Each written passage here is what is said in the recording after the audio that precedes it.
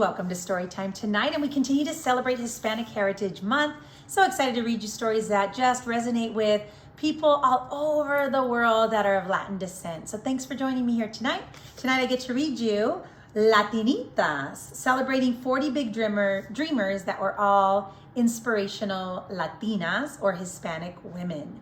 Hola comunidad de Greenfield, soy Superintendent Galvan, leyendo más historias celebrando este mes de hispanos latinos. Y esta noche voy a leer una historia que se llama Latinita, celebrando 40 mujeres latinas que tenían bastantes sueños en sus vidas. So voy a compartir algunos esta noche con ustedes. So tonight I'm going to share just a few of the 40 women that have made amazing strides in their lives. And they come from Mexico, Peru, Brazil, Costa Rica, Guatemala, Colombia, el Republicano Dominicana. So many different places of just beautiful lands of people, ladies who have made a difference. So let me read you a few. So this one is about Juana Azurduy de Padilla. Juana she was a military leader. So let's find out where she's from. Here we go. So she was born in July 12th of 1780 and she died in 1862. Very long time ago, but let's learn about her life.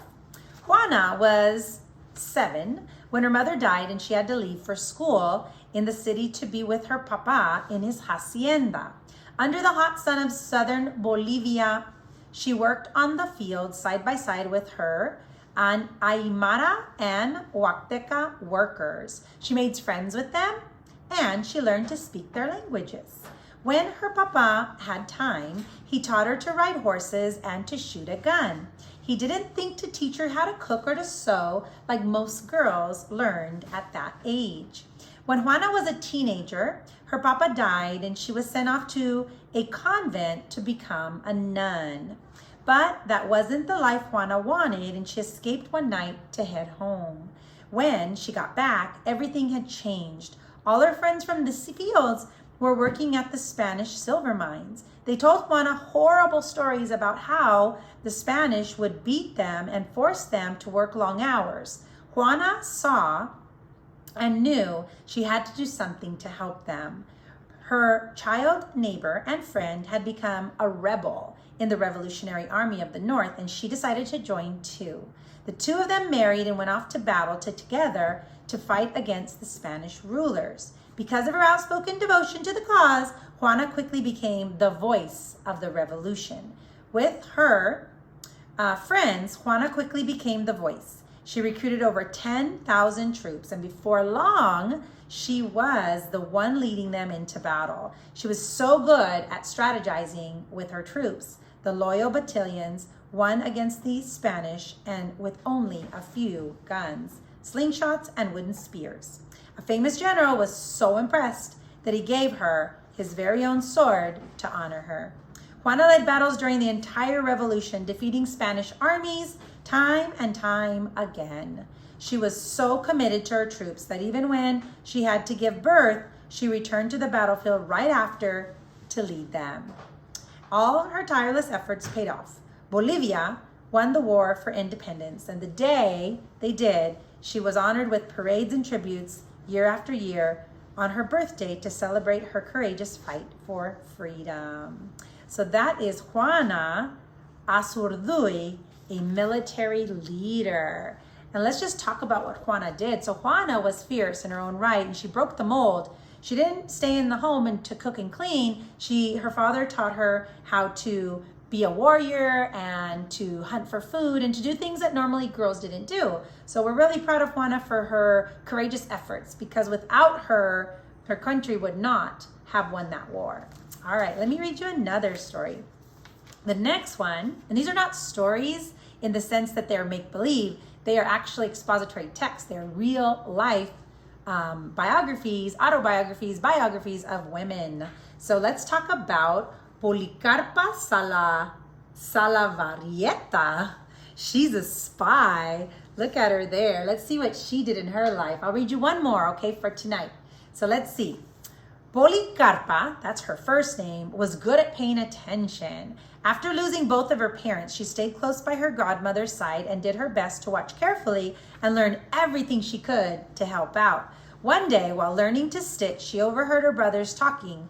Why we won't have our dignity until Colombia is free.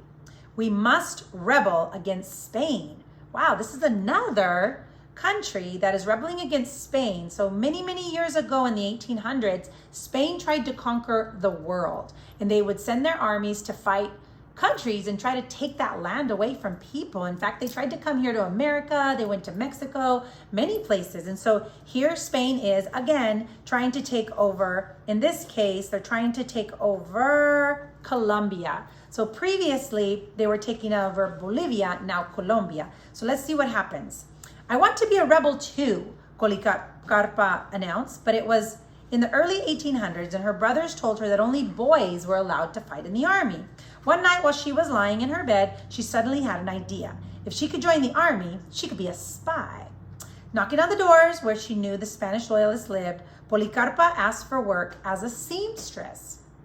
And while sewing in the corner behind trousers and shirts, she would listen for unnoticed things and wrote down everything that she heard. Before the loyalists could make any attacks, Policarpa snuck out messages to the rebels so that they would know when and where to fight back. She set up a system for getting them supplies and new recruits as well. She helped in any way she could. Then one night, 2 soldiers were caught carrying messages she had sent. The Spanish loyalists found her and sentenced her to death unless she went to the priest and confessed what she had done that they thought was bad. But she refused. Instead, she made a speech that inspires Colombians still to this day. I may be a woman, she said, but I am brave enough to die 1,000,000 deaths for the dignity of my country. So do not forget me. That her name is Policarpa Salavarrieta, and she was a spy in the Colombian army. Wow. 2 very fierce women that were just strong Latinas that we need to celebrate this month as we celebrate Hispanic and Latin Cultural Month. So there you go. I'll read you a few more as I progress through this week and these few days, but very important people that we can't forget because they did a lot of things for their country. They're Latin American or Latin countries throughout the world. Thanks so much for joining me. Tomorrow night, I'll read you so many more because look at all these amazing books that I have ready for you that we are going to continue to read as we celebrate Hispanic Heritage Month. Thanks so much for joining me. Superintendent Galvan here with the Greenville School District, sending a great big bear hug from our family to yours.